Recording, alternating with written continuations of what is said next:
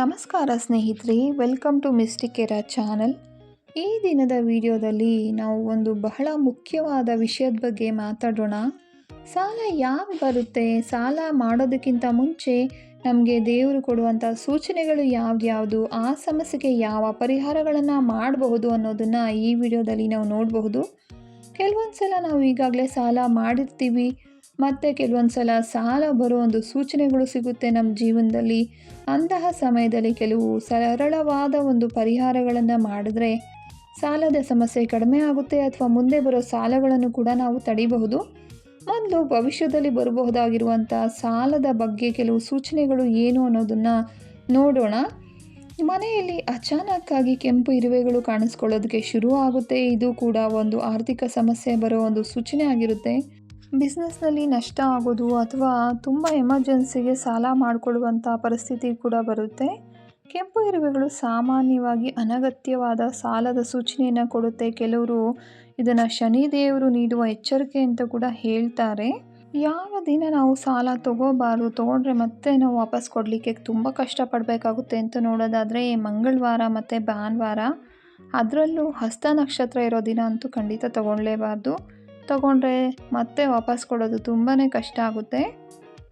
ಮತ್ತು ನಾವು ತಗೊಂಡಿರೋ ಒಂದು ಸಾಲವನ್ನು ಯಾವಾಗ ವಾಪಸ್ ಕೊಡಬೇಕು ಅಂತ ನೋಡೋದಾದರೆ ಮಂಗಳವಾರ, ಭಾನುವಾರ, ಹಸ್ತ ನಕ್ಷತ್ರದ ದಿನ ನಾವು ತಗೊಂಡಿರೋ ಒಂದು ಸಾಲವನ್ನು ತೀರಿಸಬೇಕು. ಆಗ ಮತ್ತೆ ನಾವು ಸಾಲ ಮಾಡುವಂಥ ಒಂದು ಪರಿಸ್ಥಿತಿ ಬರೋದಿಲ್ಲ. ಮತ್ತು ನಾವು ಯಾರಿಗಾದರೂ ಸಾಲ ಕೊಡ್ತಾ ಇದ್ದೀವಿ ಅಂದರೆ ಅದು ಖಂಡಿತ ಬುಧವಾರದ ದಿನ ಕೊಡಬಾರ್ದು. ಬುಧವಾರದ ದಿನ ನಾವು ಕೊಟ್ಟಿರುವಂಥ ಸಾಲ ವಾಪಸ್ ಬರೋದು ತುಂಬಾ ಕಷ್ಟ ಆಗುತ್ತೆ. ಈಗ ಸಾಲ ಬೇಗ ಹೇಗೆ ತೀರಿಸೋದು, ಅದಕ್ಕೆ ಕೆಲವೊಂದು ಪರಿಹಾರಗಳೇನು ಅನ್ನೋದನ್ನು ನೋಡೋಣ.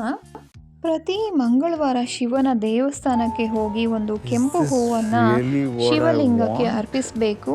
ಅದು ದಾಸವಾಳ ಹೂ ಆಗಿರ್ಬೋದು, ಗುಲಾಬಿ ಹೂ ಆಗಿರ್ಬೋದು, ಆದರೆ ಕೆಂಪು ಹೂವನ್ನು ಮಾತ್ರನೇ ಅರ್ಪಿಸಬೇಕಾಗುತ್ತೆ. ಹೂವನ್ನು ಅರ್ಪಿಸುವಾಗ 108 ಬಾರಿ ಈ ಮಂತ್ರವನ್ನು ಜಪಿಸಬೇಕು. ಓಂ ಋಣಮುಕ್ತೇಶ್ವರಾಯ ನಮಃ. ಈ ಪರಿಹಾರವನ್ನು ಸಾಲ ಮುಗಿಯೋವರೆಗೂ ಪ್ರತಿ ಮಂಗಳವಾರ ಕೂಡ ನೀವು ಮಾಡಬೇಕಾಗುತ್ತೆ. ಸಾಮಾನ್ಯವಾಗಿ 1 ರಿಂದ 3 ತಿಂಗಳೊಳಗಾಗಿ ನಿಮಗೆ ಒಂದು ಒಳ್ಳೆ ರಿಸಲ್ಟ್ ಕೂಡ ಕಾಣಿಸೋಕ್ಕೆ ಶುರು ಆಗುತ್ತೆ.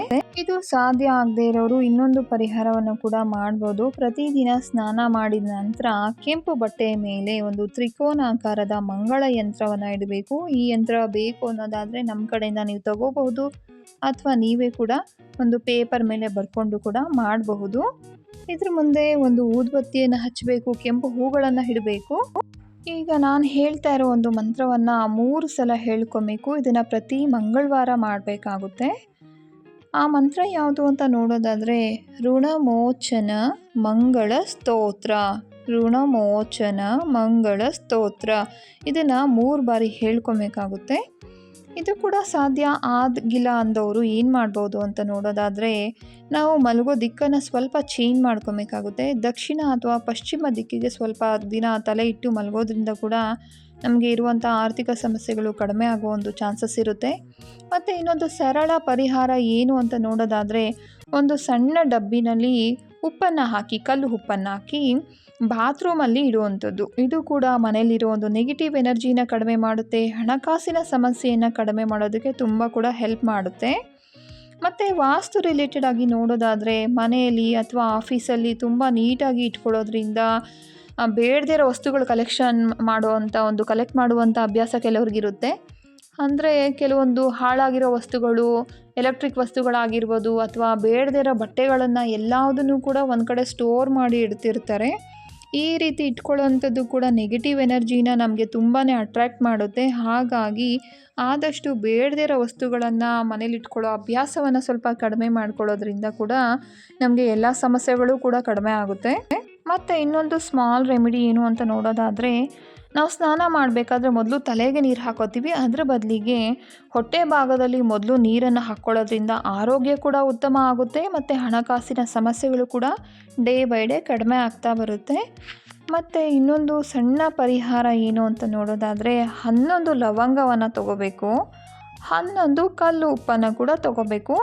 ಇದೆರಡನ್ನು ಕೂಡ ಬ್ಲೂ ಕಲರ್ ಬಟ್ಟೆನಲ್ಲಿ ಕಟ್ಟಬೇಕು. ಕಟ್ಟಿದ ನಂತರ ಅದನ್ನು 10 ಗಂಟೆ ಟೈಮಲ್ಲಿ, ರಾತ್ರಿ 10 ಗಂಟೆ ಟೈಮಲ್ಲಿ 4 ದಾರಿ ಸೇರೋ ಕಡೆ ಇಟ್ಬಿಟ್ಟು ಮತ್ತು ತಿರುಗಿ ನೋಡ್ಲಿಕ್ಕೆ ಹೋಗಬಾರ್ದು, ವಾಪಸ್ ಬಂದುಬಿಡಬೇಕು. ಈ ರೀತಿ ಮಾಡೋದ್ರಿಂದ ಕೂಡ ನಮಗೆ ಇರುವಂಥ ಎಷ್ಟೋ ಸಾಲದ ಸಮಸ್ಯೆಗಳು ಕಡಿಮೆ ಆಗುತ್ತೆ. ಮತ್ತು ನಾವು ಸಾಲ ತೊಗೊಂಡಿರೋದಾಯಿತು, ನಾವು ಸಾಲ ಕೊಟ್ಟಿರ್ತೀವಲ್ಲ ಅದನ್ನು ವಾಪಸ್ ತೊಗೊಳ್ಳೋದು ಹೇಗೆ? ಎಷ್ಟೋ ಜನ ಕೊಡೋದೇ ಇಲ್ಲ ತೊಗೊಂಡಿರೋರು. ಅದನ್ನು ಹೇಗೆ ತೊಗೊಳ್ಳೋದು? ಸಾಲ ಆಗಿರ್ಬೋದು ಅಥವಾ ಒಡವೆಗಳನ್ನು ಕೂಡ ಕೊಟ್ಟಿರ್ತಾರೆ, ಅದನ್ನು ಅವರು ವಾಪಸ್ಸೇ ಕೊಡೋದಿಲ್ಲ ಅಲ್ವಾ? ಅದನ್ನು ಹೇಗೆ ಪಡ್ಕೊಳ್ಳೋದು ಅಂತ ನೋಡೋದಾದರೆ, ಶುಕ್ಲ ಪಕ್ಷ ಬಂದಿರುತ್ತಲ್ವ, ಆಗ ಸೋಮವಾರದ ದಿನ ಏನು ಮಾಡಬೇಕು ಅಂದರೆ, ಒಂದು ಬಿಳಿ ಕಾಗದ ಅಂದರೆ ಒಂದು ವೈಟ್ ಪೇಪರ್ ತೊಗೊಬೇಕು. ಅದ್ರ ಮೇಲೆ ನಿಮ್ಮ ಕಡೆಯಿಂದ ಯಾರು ಸಾಲ ತೊಗೊಂಡಿದ್ದಾರಲ್ವ ಅವರ ಹೆಸರನ್ನು ರೆಡ್ ಕಲರ್ ಪೆನ್ನಿಂದ ಬರೀಬೇಕು. ಇದನ್ನು ಶಿವನ ಮುಂದೆ ಇಟ್ಟು, ಶಿವಲಿಂಗದ ಮುಂದೆ ಇಟ್ಟು ಓಂ ನಮಃ ಶಿವಾಯ ಅಂತ 108 ಬಾರಿ ಹೇಳ್ಕೊಬೇಕಾಗುತ್ತೆ. ಒಂದು ಜಪವನ್ನು ಮಾಡಿದಾಗ ಕೂಡ ನಿಮಗೆ ಒಳ್ಳೆಯದಾಗುತ್ತೆ. ಕೊನೆಯದಾಗಿ ಒಂದು ಸಣ್ಣ ಪರಿಹಾರ ಏನು ಅಂತ ನೋಡೋದಾದರೆ, ತಾಮ್ರದ ಪಾತ್ರೆಯಲ್ಲಿ ಸ್ವಲ್ಪ ನೀರನ್ನು ಇಟ್ಕೊಂಡು 11 ಕೆಂಪು ಮೆಣಸಿನ ಬೀಜಗಳನ್ನು ಹಾಕಿ ಸೂರ್ಯ ದೇವರಿಗೆ ಅರ್ಪಿಸಬೇಕು. ಅರ್ಪಿಸುವಾಗ ಓಂ ಆದಿತ್ಯಾಯ ನಮಃ ಅನ್ನೋ ಒಂದು ಮಂತ್ರವನ್ನು 101 ಬಾರಿ ಜಪಿಸ್ಬೇಕಾಗುತ್ತೆ. ಹೀಗೆ ಮಾಡೋದ್ರಿಂದ ಕೂಡ ನಮಗಿರುವಂಥ ಎಷ್ಟೋ ಫೈನಾನ್ಷಿಯಲ್ ಇಶ್ಯೂಸು ಕಡಿಮೆ ಆಗುತ್ತೆ.